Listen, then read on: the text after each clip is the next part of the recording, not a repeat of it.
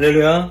사랑하는 성도님들, 오늘을 살아가는 저와 우리 모든 성도님들의 삶 속에 주님을 향한 사랑이 샘솟듯이 흘러나오는 그런 은혜의 하루가 되기를 간절히 소망합니다. 오늘 우리가 함께 나눌 하나님의 말씀은 열왕기하 4장 8절부터 17절의 말씀입니다. 복음서에서 예수님께서 베단이라는 지역을 지날 때마다 바로 나사로와 마르다 그리고 마리아 이 3남매의 집을 유독 방문하여서 그들과 함께 머물며 식사도 하고 말씀도 전하고 즐거운 시간을 갖는 특별한 관계를 가지셨던 것을 우리가 알고 있습니다. 이 예수님처럼 오늘 본문 속 엘리사도 수넴이라는 지역을 지날 때마다 수넴 여인이라고 이름은 나와 있지 않지만 이 여인의 집에 들러서 함께 식사를 하곤 하셨습니다. 수넴 여인과 엘리사는 어떤 특별한 관계였던 것으로 추측이 되죠. 이 엘리사가 하나님의 사람인 것을 알아챈 이 수넴 여인은 어떻게 하면 그를 섬길까 항상 이 고민이 마음속에 있었던 것 같습니다. 그래서 어느 날 남편과 함께 상의를 한 후에 우리가 이 엘리사를 위한 작은 방을 만들자. 그래서 그가 이곳에서 머물러 쉼을 얻도록 하자. 그리고 이 상의한 대로 엘리사를 위한 방을 만들었고요. 엘리사는 이곳에 와서 그 방에 누워서 쉼을 얻곤 했습니다. 여기저기 사역을 다니느라 지친 몸을 이곳에서 쉬고 또 회복을 할 수 있게 된 거죠. 자신을 향한 이 여인의 수고와 또 섬김, 그 마음에 감동했던 이 엘리사는 자신의 사환 게하시를 불러서 함께 상의하죠. 그리고 다시 이 여인을 부릅니다. 우리가 당신에게 무엇을 행할 수 있겠습니까? 보통 사람이라면 이런 질문이 던져졌을 때 내가 선을 행한 것도 있고 또 내가 섬긴 것이 있으니 그에 합당한 보상이나 어떤 대우 이런 것들을 바라는 마음이 다 있죠. 그래서 무언가를 구하게 됩니다. 그런데 이 여인은요, 자신의 삶에 대해서 만족하고 자족한 사람이었다라는 거예요. 이 여인은 아무것도 구하지 않습니다. 그런데 엘리사가요, 이 게하시를 통해 듣게 된 소식이 지금 이 여인에게 나이가 많은 남편이 있지만 현재 아이가 없다라는 소식이었습니다. 엘리사가 이 여인에게 선포한 것이 무엇입니까? 바로 내년 이맘때쯤이면 당신은 아들을 얻게 될 것입니다 라는 말씀이었습니다. 이 엘리사의 선언대로 자녀가 주어지게 됩니다. 하나님이 주시는 선물이었죠. 사랑하는 성도님들, 우리가 본문 속에서 발견하는 우리 하나님은 어떤 분이실까요? 가장 먼저 우리 하나님은 갚으시는 분이라는 것입니다. 그런데 이 하나님의 갚으시는 그 마음과 그 은혜를 경험하기 위해서는요, 가장 먼저 우리의 마음속에 무엇이 있어야 하는가? 주님을 향한 사랑에서 시작된 섬김의 마음입니다. 섬김은 내 열심으로도 할 수 있습니다. 섬김은 또 나의 노력이나 나의 부지런함으로도 할 수 있어요.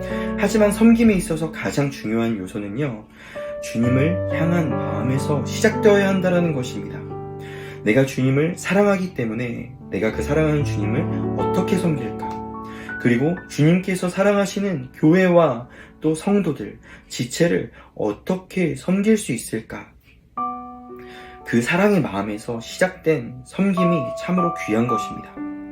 마치 오늘 본문 속에서 이 수넴 여인이 엘리사를 사랑하는 마음 속에서 어떻게 섬길까 자연스럽게 이 마음이 흘러나와 그의 삶 속에 실행이 되었던 것처럼요.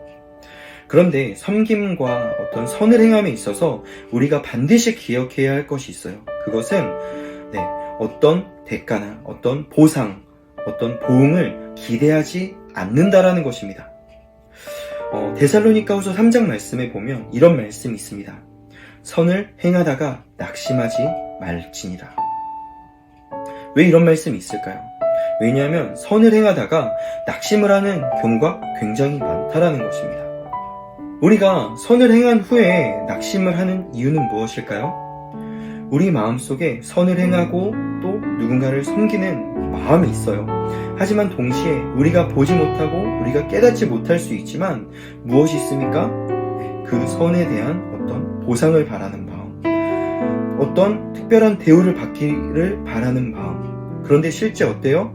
나는 선을 행했고 나는 무언가 베풀었는데 그에 합당한 어떤 보상도 없고 그에 합당한 특별한 대우도 받지 못하기 때문에 내 마음이 상하고 내 마음에 어떤 분이 나는 것입니다. 성경이 이것을 경계하는 거예요. 우리는 사람에게 무언가를 기대하는 것이 아니라 갚으시는 주님에게 우리의 마음의 소망과 기대를 두어야 합니다.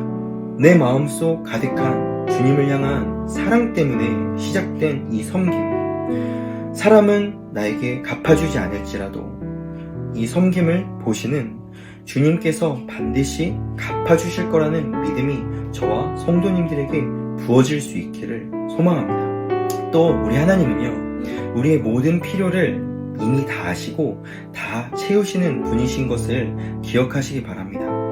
아무 말도 아무것도 구하지 않았던 이 여인의 속사정을 누가 아세요? 네, 주님께서 다 아시고 그가 구하지 않았던 가장 필요한 자녀를 선물로 주셨던 것입니다. 성도님들, 우리가 이 하나님 갚으시고 또 우리의 필요를 아시고 채우시는 하나님을 경험하지 못했다라면요, 어쩌면 그 이유는 우리가 주님을 올바로 섬기지 못했기 때문일 것입니다. 내가 주님께 드린 것이 아무것도 없기 때문은 아닐까라는 생각을 하게 됩니다. 주님은 물론 그렇게 마음이 옹졸하신 분은 아니세요. 주님은 우리에게 이미 은혜의 선물로 구원을 주셨습니다. 주님은 우리에게 모든 것을 이미 다 주신 분이세요. 하지만 우리 주님은 우리의 오늘의 삶 속에서도 매일매일의 삶 속에서도 우리의 행위를 따라 갚으시는 분이십니다. 요한계시록 22장 12절에 보면요, 이런 말씀이 있습니다. 우리 주님께서 선포하시는데요, 보라, 내가 속히 오리니 내가 줄 상이 내게 있어 각 사람에게 행한 대로 갚아주리라. 주님의 선포였어요. 성도님들, 이 말씀을 기억하시기 바랍니다. 주님을 사랑하기 때문에 교회를 섬기십시오. 주님을 사랑하기 때문에 하나님의 사람들, 또 내 옆에 있는 지체들을 섬기십시오. 그 섬김 하나도 땅에 떨어지는 것 없이 주님께서 갚아주신 날이 반드시 있으니 그 주님을 기대하시고 또 나에게 나의 모든 필요를 따라 채우시는 주님을 경험하시는 저와 성도님들이 되었으면 좋겠습니다. 오늘도 이 말씀으로 승리하시는 우리 주성교회 성도님들의 하루를 주님께서 꽉 붙들어 주실 것을 믿습니다. 오늘도 승리하십시오.